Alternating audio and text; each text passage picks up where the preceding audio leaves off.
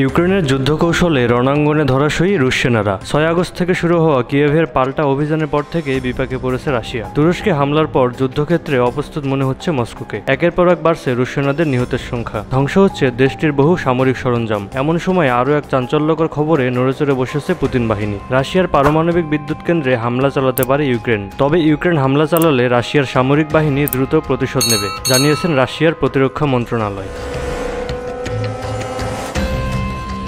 শনিবার এক বিবৃতিতে মন্ত্রণালয় বলেছে, রাশিয়া সীমান্ত থেকে প্রায় 90 কিলোমিটার দূরে অবস্থিত ক্রুস্ক এনপ্রিপিতে আক্রমণ করার কিয়েভের পরিকল্পনার প্রতিবেদনগুলোকে অত্যন্ত গুরুত্ব সহকারে নিচ্ছে, যার সাম্প্রতিক দিনগুলোতে মারাত্মক লড়াইয়ের দৃশ্যে পরিণত হয়েছে। রাশিয়া বলেছে, যদি কিয়েভ শাসক মহাদেশের ইউরোপীয় অংশে এবং মানবসৃষ্ট বিপর্যয় সৃষ্টিকে লক্ষ্য হিসেবে নির্ধারণ করে এবং তার অপরাধমূলক পরিকল্পনাগুলো বাস্তবায়ন করতে শুরু করে, তবে অবিলম্বে কঠোর সামরিক এবং সামরিক প্রযুক্তিগত পাল্টা ব্যবস্থা নেওয়া হবে। তবে মস্কো জানিয়েছে, তুরস্ক প্ল্যান্টে আক্রমণের জন্য কিয়েভের প্রস্তুতি পশ্চিমা সমর্থিত। মস্কো দাবি করেছে, এই হামলা পারমাণবিক সন্ত্রাসবাদের বিরুদ্ধে লড়াইয়ের জাতিসংঘের একটি প্রস্তাবের বিরোধিতা করবে।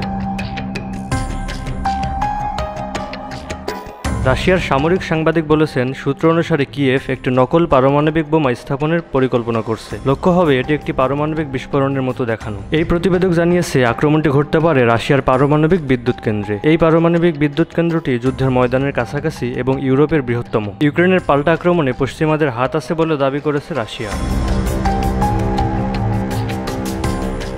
নেটো ও যুক্তরাষ্ট্র সহ কিয়েভের মিত্রদের পরিকল্পনা অনুযায়ী এই হামলা শুরু হয়। এই অভিযোগ করেছেন রুশ প্রেসিডেন্ট ভ্লাদিমির পুতিনের একজন প্রভাবশালী মিত্র। এ বিষয়ে যুক্তরাষ্ট্র এবং তাদের মিত্রদের পক্ষ থেকে বলা হয়েছে, হামলার বিষয়ে ইউক্রেন কোনো আভাস দেয়নি। এই ঘটনায় ওয়াশিংটন জড়িত নয় বলেও দাবি করা হয়।